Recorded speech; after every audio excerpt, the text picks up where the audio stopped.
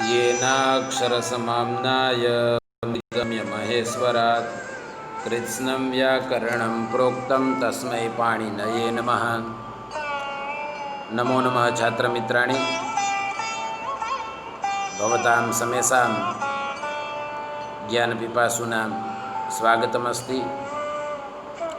सभी विद्यार्थी बंधुओं का स्वागत है। ऑनलाइन पाठ की श्रृंखला में आज का हमारा पाठ है अच संधि, और अच संधि के अंतर्गत आज हम इको यणचि तस्मिन्निति निर्दिष्टे पूर्वस्य स्थानेन्तरतमः अनचि च जलां जस् जसि संयोगान्तस्य लोपः यणः प्रतिषेधो वाच्यः शुद्ध्युपास्यः मध्वरिः धात्रंशः लाकृतिः इति एतेषां पाठ्यबिन्दूनाम् अध्ययनं करिष्यामः। परंपरागत रूप से लघु सिद्धांत कौमुदी में जो संधि है उसमें प्रथम यण संधि है, उसी के सूत्रों का हम अध्ययन करेंगे इस पाठ में। वैसे तो हमने संधि का एक पाठ हमारे इस चैनल पर रखा हुआ है, लेकिन उस पाठ में केवल सूत्र और यानी नियम और उदाहरण ही है। यहाँ इस पाठ में हम परंपरागत रूप से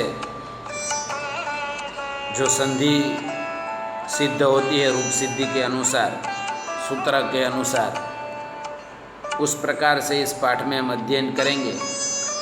और ख़ास करके प्रथमा एक के विद्यार्थियों को यह पाठ आता है, उसके सिवा अन्य सभी विद्यार्थियों को भी यह अवश्य उपयुक्त होगा। तो सबसे पहले प्रस्तावना में कह रहे हैं, श्रीमता वरदराजाचार्येण विरचिताया लघु सिद्धांत कौमुद्या संधि प्रकरणे अस्मिन् अच संधि वर्तते। वरदराजाचार्य जी ने लघु सिद्धांत कौमुदी की रचना की है, जिनका परिचय भी हमने आगे के पाठ में दिया है।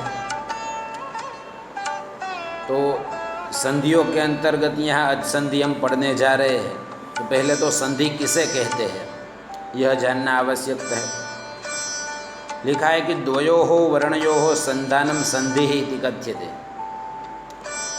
दो वर्णों का संधान, मिलन, इसे ही संधि कहा जाता है। तदानीं द्वितीय प्रश्न समुदेति, तब दूसरा प्रश्न भी हमें होता है कि संधि कब होती है, संधि कार्य कब होता है। तो उसके लिए श्लोक प्रचलित है, संहित एक पदे नित्या नित्या धातुपसर्गयोः नित्या समासे वाक्ये तो सा विवक्षाम अपेक्षते।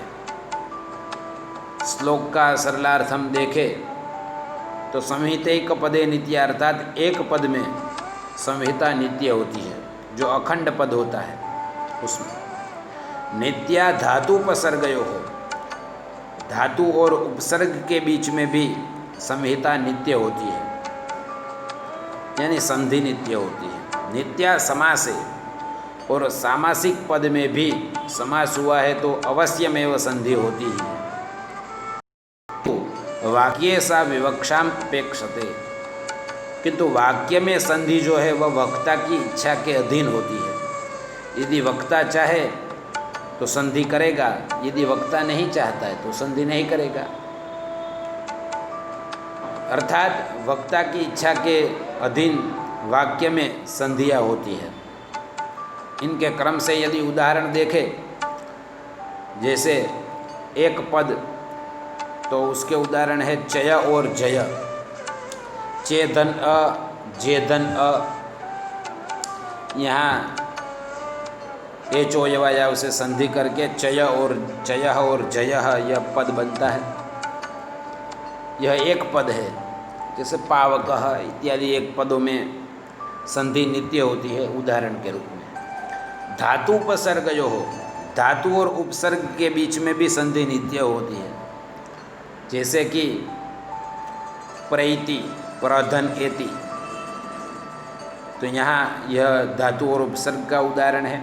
नित्या समास है, समास जहाँ होता है वहाँ अवश्य संधि का अवकाश है तो अवश्य होगी ही। जैसे हमारा प्रथम ही उदाहरण यहाँ आने वाला है, शुद्ध्युपास्य। इसमें संधि होती है क्योंकि यहाँ समास हुआ है, शुद्धिभिः उपास्य इति शुद्ध्युपास्य। तो शुद्ध्युपास्य वह समास का उदाहरण है। और वाक्य में संधि जो है वह वक्ता की इच्छा के अधीन होती है। जहाँ वक्ता चाहता है वहाँ संधि करेगा, यदि संधि युक्त नहीं बोलना चाहता तो नहीं बोलेगा। तो इस प्रकार इस श्लोक के अनुसार एक पद में संधि नित्य होती है, धातु और उपसर्ग के बीच में नित्य होती है, समास में नित्य संधि होती है। तो इस प्रकार संधि कब होती है, इस प्रश्न का उत्तर मिला। संधि किसे कहते हैं, इसका भी हमें उत्तर मिला। अब आगे संधि कितनी है, यह प्रश्न आता है। तो पंचसंधयः, तो कौन कौन सी 5 संधियाँ हैं?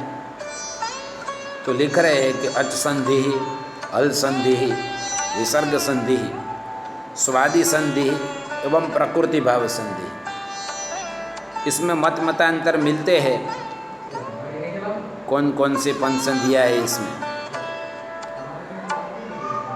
इसके लिए एक श्लोक भी प्रचलित है, अचश्चैव हलश्चैव यनुस्वार विसर्गयोः प्रकृति भावकस्यैव संधयः पंचधा स्मृतः। अचश्चैव हलश्चैव, अच संधि, हल संधि, अनुस्वार विसर्गयोः यानी अनुस्वार संधि, विसर्ग संधि, और 5वीं संधि के रूप में प्रकृति भाव संधि। इस प्रकार से भी 5 संधियाँ है। तो यह पंच संधि कही जाती है। यत्र अचः स्थाने इको यणचि इत्यादीनि पाणिनीय सूत्राणि किमपि कार्यं कुर्वन्ति स अच संधि कथ्यते। जहाँ अच संधि किसे कहते हैं? इको यणचि इत्यादि पाणिनीय सूत्रों के द्वारा 2 अचों के बीच में जब संधि होती है तो उसे अच संधि कहते हैं। और यह भी एक संधि का हमें प्रमुख नियम याद रखना चाहिए कि परस्पर अच और अच की ही संधि होती है और परस्पर हल और हल की ही संधि होती है। अच और हल की परस्पर संधि नहीं होती है। यानी 2 अचों के बीच में जब संधि होती है तो उसे अच संधि कहते हैं। 2 हलों के बीच में जब संधि होती है तो उसे हल संधि कहते हैं। विसर्ग के ऊपर कोई कार्य हो तो उसे विसर्ग संधि कहते हैं। सु आदि प्रत्ययों के ऊपर जब कार्य हो तो उसे स्वादि संधि कहते हैं। और किसी भी प्रकार का परिवर्तन जब न हो, जैसा है वैसा ही जब रूप रहता है, तब प्रकृति भाव संधि होती है। ये हमें संक्षिप्त में जानना चाहिए। यह एक प्रमुख नियम याद रखें हम, अच और हलों के बीच में संधि नहीं होती है, केवल अच और अच की होती है और हल की संधि होती है। तो इसमें से जो सबसे प्रथम है, एतेषु प्रथमो संधि अच संधि प्रारभ्यते। 14 सूत्रेषु सर्वप्रथमम् अजुवर्णानाम् उपदेशो वर्तते, अतः 5 संधिषु सर्वप्रथमम् अच संधि प्रस्तूयते। जो 14 सूत्र है अय उण इत्यादि, इसमें प्रथम अचों का उपदेश किया गया है, इसलिए आदि में अच संधि से ही हम प्रकरण की शुरुआत करेंगे। तो इस अच संधि में प्रथम सूत्र है इको यणचि, जिसकी वृत्ति इस प्रकार है, इकः स्थाने यणस्यादचि संहितायां विषये सुधीधन उपास्य इति स्थिते। अब इस सूत्र का अर्थ हमें समझना होगा। तो सूत्र को समझने के लिए, सूत्र का अर्थ करने के लिए हमें 2-3 चीज़ें आनी आवश्यक है। एक तो सूत्र में कितने पद है, पद का ज्ञान होना चाहिए। पद के ज्ञान के बाद हमें पदार्थ का ज्ञान होना चाहिए। पद को जानने के लिए सामान्य रूप से हमें सामान्य कारकों का ज्ञान होना चाहिए, अथवा कारक का ज्ञान नहीं है तो शब्द रूप का ज्ञान होना चाहिए। रामः रामौ रामः, ऐसा शब्द रूप जो है इसका ज्ञान होना चाहिए।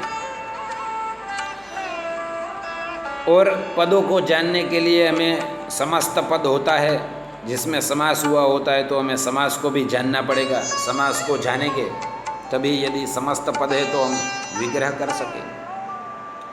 संधि को भी जानना पड़ेगा कि 2 पदों के बीच में यदि संधि हुई है तो उसका हम विच्छेद कर सके।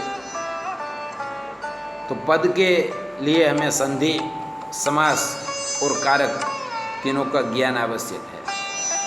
तो इसमें सामान्य रूप से यह ज्ञान हो तब हम सरलता से किसी पद के बारे में, पदार्थ के बारे में जान सकते हैं, और तभी हम सूत्रों के माध्यम से उसका अर्थ करने में समर्थ हो पाते हैं। यहाँ तो जो कि यह प्रथमा विद्यार्थियों को अनुलक्ष्य के करके हम पाठ बना रहे हैं, तो इसमें ज़्यादा विशद चर्चा हम नहीं करेंगे। जो पुस्तक में दिया हुआ है उसकी हम चर्चा करेंगे। और यह सभी नेट इत्यादि परीक्षाओं में भी उपयुक्त है। जो ज़्यादा गहनतम वहाँ नहीं आता है, वहाँ बच्चा परीक्षा पास करने के लिए ही केवल उद्यत होता है, उसे जिज्ञासा ज़्यादा नहीं होती है। तो यहाँ भी हम प्रथमा कक्षा को ही ध्यान में रखकर सब पढ़ेंगे। तो सूत्र है इको जणचि, उसका हम पदच्छेद करेंगे। तो यहाँ लिखा हुआ है, देखिए 3 पद है, इकः यण अचि। 3 पद है, इकः यण और अचि। तो इन तीनों पद में उसके पदार्थ के बारे में हम जानें। तो पदार्थ क्या है? तो इकः यह एक षष्ठ्यंत पद है, षष्ठी विभक्त्यंत। यण यह प्रथमांत पद है, और अचि यह सप्तम्यंत पद है। तो यह हुआ पदार्थ ज्ञान। अब सूत्रों का अर्थ करने के लिए हमें कई परिभाषा सूत्रों की आवश्यकता पड़ती है। रूप सिद्धि में जो कि यह सूत्र नहीं लगते, लेकिन सूत्र के अर्थ करने के लिए तो यह अत्यंत आवश्यक है। तभी जाकर के हम सूत्र का अर्थ कर पाएंगे। जैसे कि षष्ठी स्थान योगा बोध्या, स्थानेन्तरतमः इत्यादि सूत्र है। उन परिभाषा सूत्रों की सहायता से ही हम अर्थ करने में समर्थ होते हैं, जो भी जगह जगह पर आप पढ़ेंगे ही, लेकिन यहाँ हम सरल रूप से आपके लिए अर्थ कर रहे हैं। तो यहाँ जो है इकः, तो यहाँ स्थान शब्द का जो लाभ हुआ, वह स्थान शब्द का लाभ षष्ठी स्थान योगा बोध्या इस सूत्र के द्वारा हमें लाभ हुआ।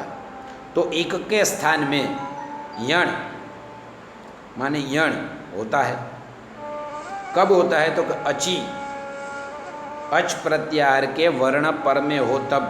अच प्रत्याहार के वर्ण कौन कौन से हैं हम जानते हैं। संज्ञा प्रकरण का पाठ हमने पढ़ा है, उसमें हमने प्रत्याहार आपको पढ़ाए। जब तक आप प्रत्याहार को नहीं जानते तब तक सूत्र का अर्थ भी नहीं कर सकते, क्योंकि यहाँ तीनों प्रत्याहार है। देखिए, एक भी प्रत्याहार है, यण भी प्रत्याहार है और अच भी प्रत्याहार है। एक मानी ई उ रिल री, यण मानी य व र ल, और अच मानी अ ई उ रिल री ए ओ ऐ औ। एक के स्थान में यण होता है, अच प्रत्याहार पर में हो तब, यह सामान्य अर्थ हुआ। लेकिन इक क्या है, यह पदार्थ हम तभी जान पाएंगे जब हमने संज्ञा प्रकरण में प्रत्याहार बनाना सीखा हो। तो इसके पूर्व पाठों में हमने संज्ञा प्रकरण 2 पाठों में दिया हुआ है, 1-1 घंटे का, जिसका आप अध्ययन करें, प्रत्याहारों को जाने, फिर बाद में यहाँ इस सूत्रों को जाने आप। तो यहाँ एक प्रत्याहार जो है ई उ रिल री, उसके स्थान पर यण प्रत्याहार के वर्ण होते हैं, जो है य व र ल। कब होते हैं? तो कि अच प्रत्याहार के वर्ण पर में हो तब। यह सूत्र संहिता के अधिकार में पढ़ा है, इसलिए कि कहा कि संहितायाम विषय, तो यह संहिता के अधिकार में, इसलिए संहितायाम विषय है, ये लाभ हुआ। और षष्ठी स्थाने योगा बुद्धि, इस सूत्र के द्वारा हमें स्थाने यह पद का भी लाभ हुआ। लेकिन यहाँ हम रूप सिद्धि तो हम आगे पढ़ने ही वाले हैं। यहाँ दिया है सुधिधन उपास्य। तो इस सूत्र का अर्थ हम जब करेंगे या रूप सिद्धि में जब हम प्रवृत्त करने जाएंगे, तब हमें शंका होगी कि यहाँ सुधिधन उपास्य, तो यहाँ तो बहुत सारे अच है, तो कौन से अच के स्थान पर कार्य हो। यह तो ही यह सूत्र का अर्थ संपूर्ण तभी हो पाएगा जब इसके साथ परिभाषा सूत्र हम मिलाएंगे, जो दोनों परिभाषा सूत्र आगे पढ़ने में है। तस्मिन् नीति निर्दिष्टे पूर्वस्य और स्थानेन्तरतमः। तो यहाँ इन दोनों सूत्रों की सहायता से यह इकोयणची का संपूर्ण अर्थ यह होता है कि इक यानी ई उ रिल री वर्णों के स्थान पर क्रम से य व र ल आदेश होते हैं जब अव्यहित अच पर में हो, तब पूर्व वर्ण को आदेश होते हैं। तो इस प्रकार का संपूर्ण अर्थ हमें मिलेगा इन दोनों परिभाषा सूत्रों के सहायता से। फिर बाद में जाकर के सुधिधन उपास्य है, उसमें इकोयणची सूत्र के द्वारा धी में जो इकार है, उस इकार के स्थान पर यकार होगा। लेकिन यहाँ हम देखें तो सुधिधन उपास्य यह जो दिया हुआ है, तो यहाँ सु में उ है, धी में ई है, और उपास्य में भी उ है, और पा में आ भी है। तो यहाँ इतने सारे अच है, य में भी अ है। तो अच पर में ऐसा कहा है, तो सु के पर में धी का ई है, धी के ई के पर में उपास्य का उ है, उ के पर में परमा अर्थात पाछड़ पीछे पा का आ है। तो कौन से अच के स्थान पर यण हो, यह एक प्रश्न आता है। यह प्रश्न आएगा इसलिए इसके समाधान के रूप में पारिभाषिक सूत्र आगे का आता है, तस्मिन् नीति निर्दिष्टे पूर्वस्य। देखिए, सप्तमी निर्देशेन विद्यमानं कार्यं वर्णांतरेण अव्यवहितस्य पूर्वस्य बोध्यम तस्मिन् इति निर्दिष्टे पूर्वस्य। तो इस सूत्र का भी हम अर्थ देखें तो सबसे पहले पदच्छेद करेंगे, तस्मिन् इति निर्दिष्टे पूर्वस्य। तो यहाँ सरलार्थ यदि हम इसका देखें तो सरलार्थ इस प्रकार से होगा कि संहितायां विषय इकस्तन यणादेशो भवति, किंतु व्यवधान रहितस्य अव्यवहितस्य अर्थात व्यवधान रहितस्य पूर्वस्य, व्यवधान रहित पूर्व को यण होता है। यह इस सूत्र के द्वारा हमें लाभ हुआ। कब होता है? क्योंकि तस्मिन् इति निर्दिष्टे, तस्मिन् अर्थात सप्तमी, सप्तमी का निर्देश जब किया गया हो, तब अन्य वर्णों के व्यवधान रहित पूर्व वर्ण के स्थान पर कार्य होता है। सूत्र में जब सप्तमी का विधान रहता है, निर्देश यानी विधान, तब अव्यवहित पूर्वको कार्य होता है, यह सूत्र कहता है। तो जैसे इको यणचि, उसमें अचि जो है वह सप्तम्यंत पद है, तो अच पर में होना चाहिए ऐसा कहा। तो यह अचि जो सप्तम्यंत है, इसलिए सूत्र में सप्तमी का निर्देश है। सप्तमी का निर्देश होने के कारण अव्यवहित पूर्वको होगा।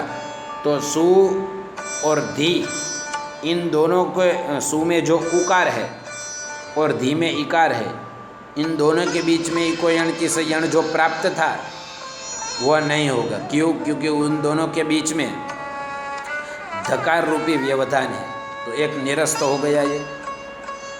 अब ई, धी का ई और उपास्य का उ, इन दोनों के बीच में किसका व्यवधान नहीं है। पीछे उपास्य का उ अच पर में है, इसलिए व्यवधान रहित पूर्व को कार्य हो। पूर्व कौन है? तो के ई है। उपास्य के उ और पा के आज आ के बीच में भी प का व्यवधान है, इसलिए वहाँ भी यण कार्य नहीं होगा। तो व्यवधान रहित केवल क्या है?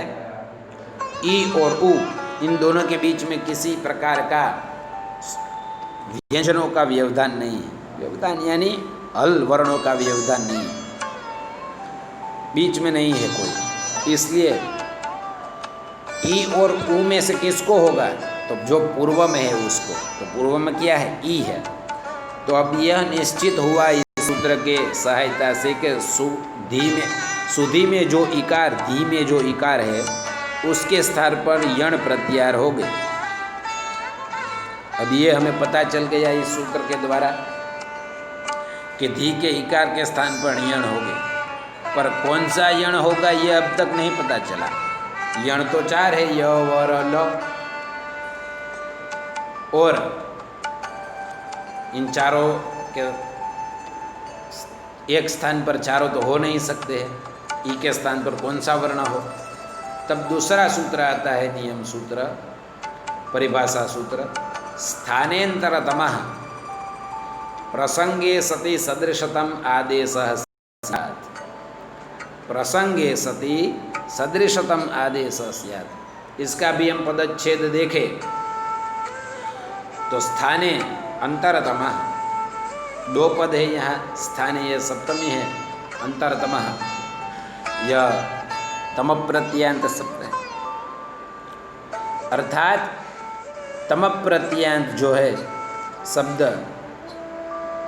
वह अत्यंत सदृश, इसका अर्थ होता है अत्यंत अंतरंगः स अंतरतमः।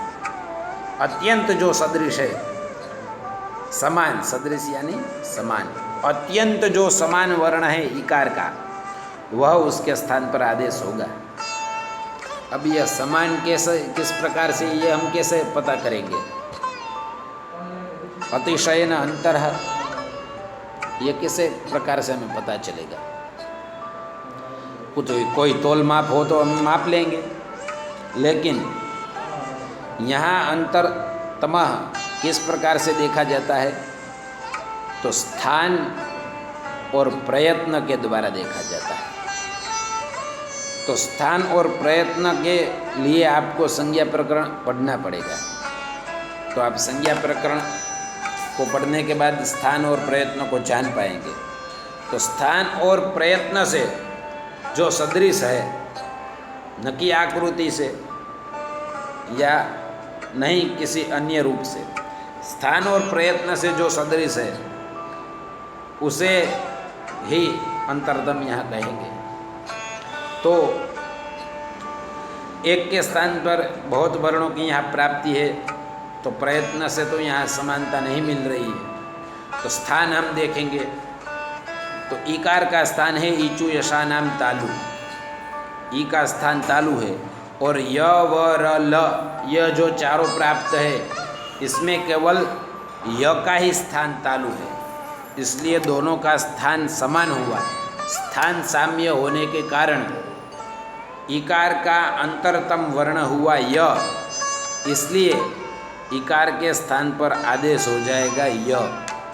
तो सुधय धन उपास्य, इस प्रकार का हमारा रूप बनेगा, यह प्रक्रिया होगी। तो दो सूत्रों की सहायता से स्थानेंतरतमः और तस्मिन् इति निर्दिष्ट पूर्वस्य, इन दोनों परिभाषा सूत्रों की सहायता से इको यणचि का संपूर्णार्थ हुआ।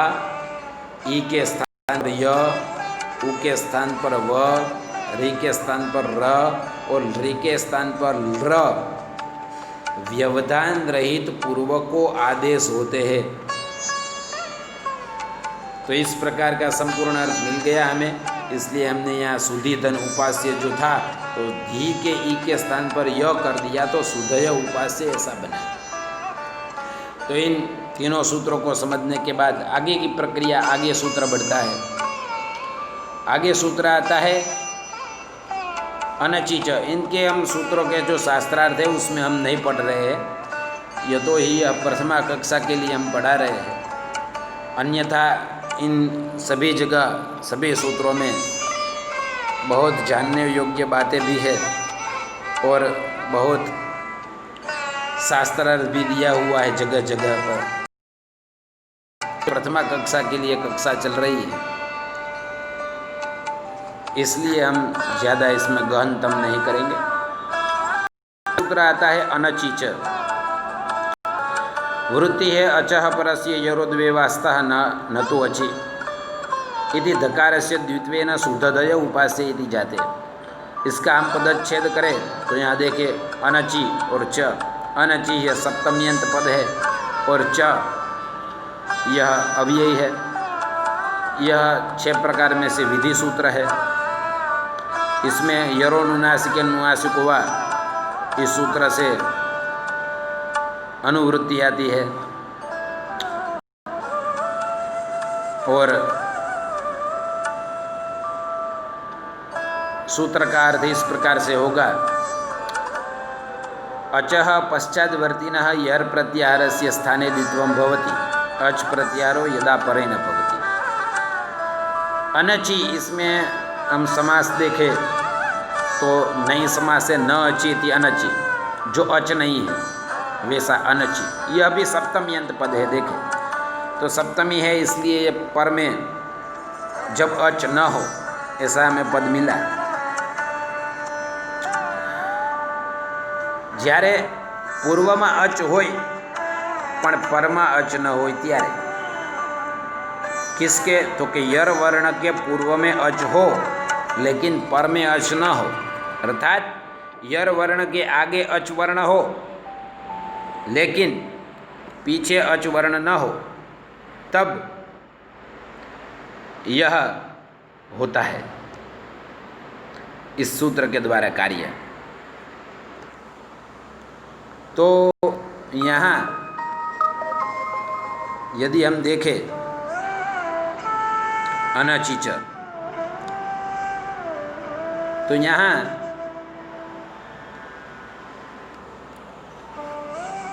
सप्तम्यंत पद है अनचि, इसलिए हमें लाभ हुआ। अच पर में न हो ऐसा पद,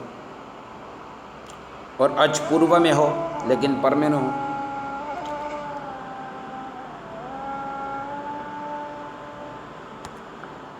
जैसे कि सुध य उपास्य, यह जो पद है यहाँ आप देखें तो ध के पूर्व में जो है वह उ है, और ध से पर में जो है यह है। तो पूर्व में तो अच हुआ लेकिन पर में अच नहीं है, तो उस वर्ण का ध का द्वित्व होता है, यानी वह डबल हो जाता है। यदि यर प्रत्याहार में यदि ध आता है तो यर प्रत्याहार क्या है, तो य व र ल य मंगण न स भ घट थ ज ब गढ़ द ख भ छठ थ चट त क प श श श, तो यर प्रत्याहार में तो आता है ध भी घट दस का था। तो यर प्रत्याहार में भी ध आता है उसके पूर्व में अच है, पर में अच नहीं है, तो यहाँ ध का द्वित्व हो गया, तो बना सु ध ध य उपास्य। तो इस प्रकार से अनचीज का हमें सरलार्थ प्राप्त हुआ। यदि यर वर्ण के पूर्व में अच वर्ण है और यर वर्ण के पर में अच वर्ण नहीं है, तब यर वर्ण का द्वित्व होता है, और वो भी विकल्प से। तो विकल्प से द्वित्व होता है, मानी विकल्प दिया जाता है, जैसे अथवा होता है, तो एक बार द्वित्व होगा, एक बार द्वित्व नहीं होगा। तो इस सूत्र के द्वारा धकार का द्वित्व हुआ, तो सु ध ध य धन उपास्य, इस प्रकार की स्थिति बनी। तब आगे का सूत्र आया जलाम जस जसी स्पष्टमिति पूर्व धकारस्य धकारः। जलाम जश और जसी, यह भी विधि सूत्र है, 3 पद है इसमें। जल प्रत्याहार्य वर्णानां स्थाने जस प्रत्याहार्य वर्णाः भवन्ति यदा जस प्रत्याहार्येषु वर्णेषु परेषु, अर्थात जस प्रत्याहार्य वर्णा यदा परे भवन्ति तदा। यहाँ भी जलाम यह षष्ठी है, षष्ठी होने के कारण षष्ठी स्थाने योगा बुद्धिया से स्थान पद का तो लाभ होना ही है। जश यह प्रथमांत पद है और जसी यह सप्तम्यंत पद है।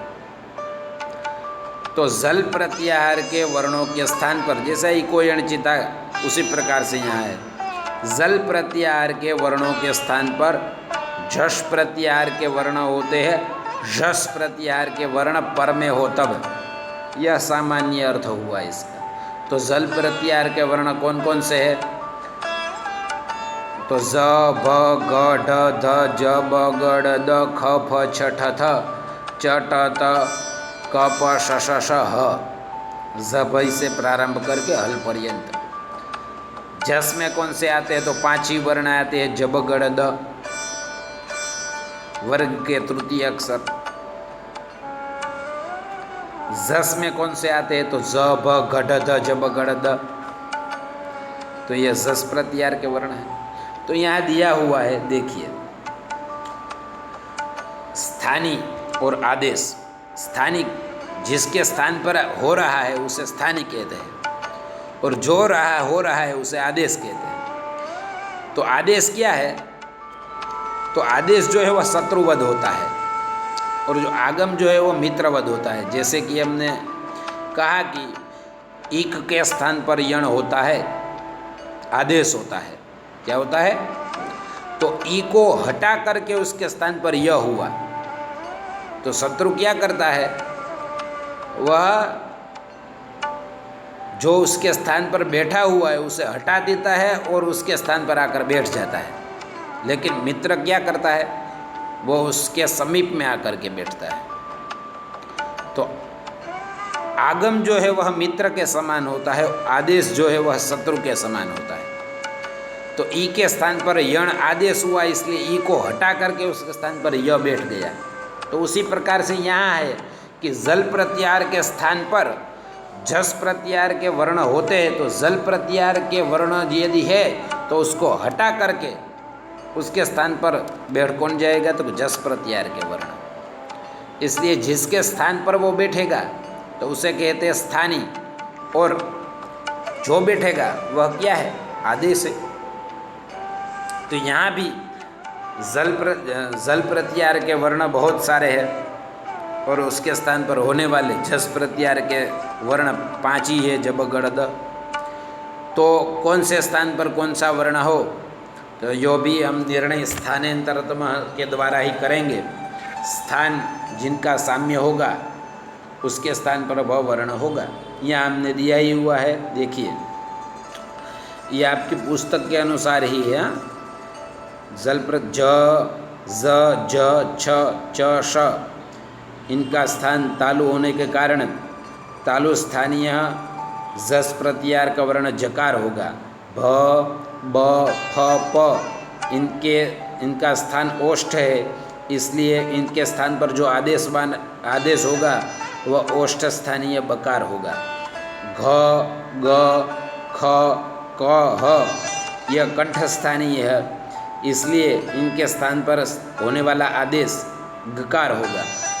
ढ, ड, ठ, ट, श यह मूर्धा स्थानीय वर्ण है, इसलिए इनके स्थान पर होने वाला आदेश डकार होगा, क्योंकि यह मूर्धा स्थानीय है। ध, द, थ, त और स यह दंत स्थानीय वर्ण है, इसलिए इनके स्थान पर होने वाला आदेश दकार होगा। तो स्थान के साम्य से हम देखेंगे तो यहाँ ध है, सु ध ध, तो यहाँ ध है, इसलिए धकार के स्थान पर कौन सा वर्ण हो तो ध का स्थान क्या है, दंत है। तथा दधन लृतुलसानाम दंता, तो स्थानीय दंतीय है, इसलिए आदेश भी दंतीय होगा, तो दंतीय है द, इसलिए ध के पूर्व जो धकार है उसके स्थान पर दकार हो जाएगा। सु द ध य उपास्य, इस प्रकार का रूप बनेगा। इस प्रकार का बन जाने के बाद में आगे का सूत्र प्रवृत्त होता है। वह आगे का सूत्र है संयोगान्तस्य लोपः, संयोगान्तम यत् पदम तदन्तस्य लोपः स्यात्। दो पद है संयोगान्तस्य और लोपः। विधि सूत्र है, पदस्य सूत्र के द्वारा पद की अनुवृत्ति होती है। सरलार्थ यह होगा संयोगांत पदस्य अंतिमस्य वर्णस्य लोपः भवति। जो संयोग से युक्त पद हो उसके अंतिम वर्ण का लोप हो जाता है। तो संयोग किसे कहते हैं ये हम जानते हैं, हमने हलोनंतरा संयोग यह सूत्र संज्ञा प्रकरण में पढ़ा है। दो हलों के बीच में यदि स्वर का व्यवधान न हो तो उसे संयोग कहते हैं, और यदि वह संयोग पद के अंत में है तो उसके अंतिम वर्ण का लोप होता है। यह भी एक परिभाषा सूत्र की सहायता से हमें प्राप्त होता है, जो कि है अलोन्त्यस्य, जो यहाँ नहीं है, जिसका हम ज़्यादा विवरण नहीं करेंगे। तो यहाँ इस आगे है अलोन्त्यस्य सूत्र भी, वो उसमें हम करेंगे। तो इस सूत्र की परिभाषा सूत्र की सहायता से यह संयोगान्तस्य लोपः का जो अर्थ होता है वह इस प्रकार से होता है कि संयोग के जिसके अंत में संयोग है ऐसे पद के अंतिम वर्ण का लोप होता है। अंतिम वर्ण पद का लोप होता है यह अर्थ प्राप्त हुआ, लेकिन अंतिम वर्ण का लोप होता है यह जो अंतिम वर्ण पद प्राप्त हुआ वह अलोन्त्यस्य इस परिभाषा सूत्र की सहायता से प्राप्त हुआ। तो यहाँ तो स्पष्ट है संयोगान्तस्य लोपः, संयोगांत पद है तो उसका लोप होता है, तो संपूर्ण पद का लोप हो जाए क्या? जैसे शुद्ध ध यह यहाँ संयोग तो है ध और य का, क्योंकि ध ध य इन तीनों वर्णों में बीच में कोई स्वर वर्ण नहीं है, स्वर वर्ण नहीं है, इसलिए यहाँ संयोग तो है, तो संपूर्ण पद का लोप हो जाए क्या? संपूर्ण पद का लोप नहीं होगा। तो किसका लोप हो? तो इसलिए यह परिभाषा सूत्र सहायता में आता है अलोन्त्यस्य। षष्ठी निर्दिष्टो अंत्यस्य अलादेशः स्यात्। गुरुजी, षष्ठी निर्दिष्टो अंत्यस्य अलादेशः स्यात्। षष्ठी का यदि सूत्र में निर्देश है तो अंतिम अल को कार्य होता है, यह परिभाषा सूत्र कहता है। सूत्र में षष्ठी का निर्देश है संयोगान्तस्य, इस प्रकार से। तो इस प्रकार से यह षष्ठी का निर्देश होने के कारण अंतिम अल वर्ण को कार्य होगा। तो अंतिम अल वर्ण जो है वह है य है, शुद्ध ध का य, इसलिए यकार का लोप प्राप्त हुआ। यहाँ सूत्र में संयोगान्तस्य यह षष्ठी का निर्देश है और यह अल विधि है। अल विधि होने के कारण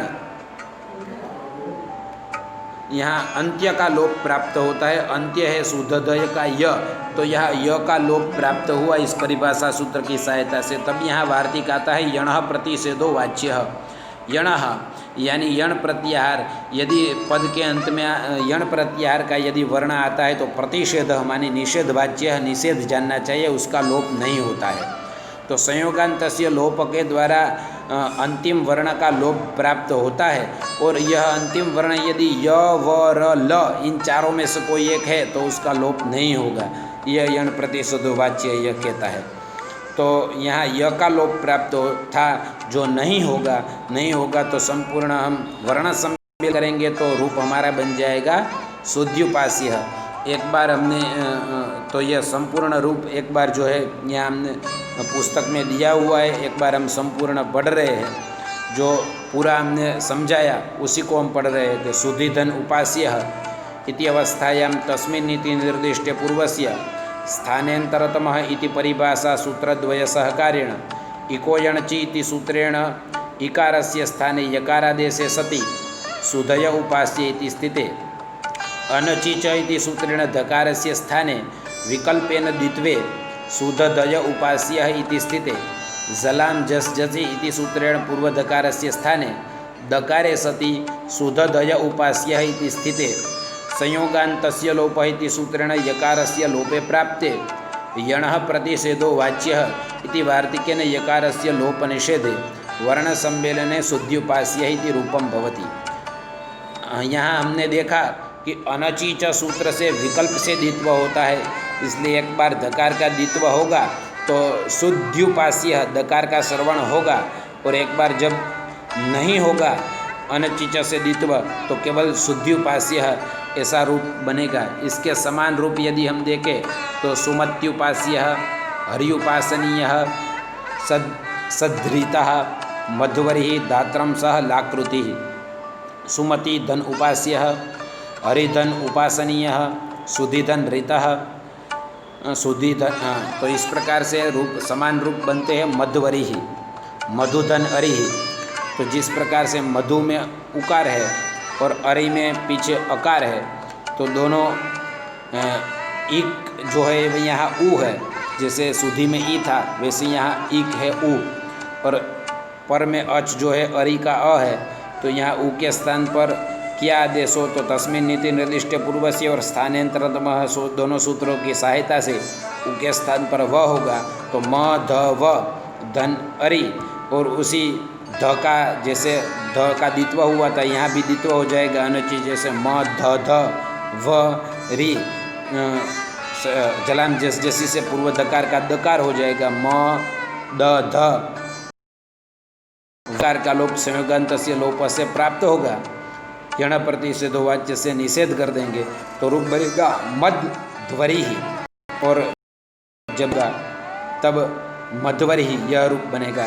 समान यदि रूप देखें तो हु धन अरि ही हफ वरी ही इस प्रकार से रूप बनेगा। और ऋकार का उदाहरण देखिए, ई और उ का उदाहरण देखा। ऋकार का उदाहरण है धात्रम सह धातृधन अंशः। यहाँ ऋकार है और पीछे अकार है तो ऋकार के स्थान पर रकार होकर के पूर्ववत रूप सिद्धि होगी धात्रम सह। उसका समान उदाहरण है क्रोष्ट्री धन अरिहि क्रोष्ट्ररि, और ऋकार का उदाहरण है लृधन आकृति। लृधन आकृति इति अवस्थायां तस्मिन् नीति निर्दिष्ट पूर्वस्य स्थानेन्तरतमिति परिभाषा सूत्रद्वय सहकारेण लृकारस्य स्थाने इको यणचित्यनेन लकारे कृते वर्णसम्मेलने लाकृति इति रूपम सिद्धम लृधन आकारः लाकारः। इस प्रकार से समान रूप इसका इस प्रकार से बनेगा। तो यह सभी रूप सिद्धि आप नोटबुक में लिखे, सूत्रों को समझे, और इनके सभी सूत्रों के उदाहरण हमने संधि करके जो पाठ है इसमें केवल सूत्र और उदाहरण ही दिए हुए, तो अन्य भी उदाहरण आप समझे जिसके आपसे आपकी संधि बहुत दृढ़ होगी। और इसका यही फल है कि संधि दृढ़ हो और परंपरागत रूप से भी आप जानें और उदाहरण के माध्यम से भी जानें। तो यह पाठ अवश्य आपके लिए लाभान्वित होगा। तो आप अवश्य वो भी पाठ देखें, यह भी पाठ देखें। यदि कोई आपको प्रश्न है तो कमेंट के माध्यम से पूछें या व्हाट्सएप के माध्यम से हमें पूछें, हम अवश्य अगले पाठ में उसका उत्तर देंगे। अस्तु तावत्, नमो नमः। ओम।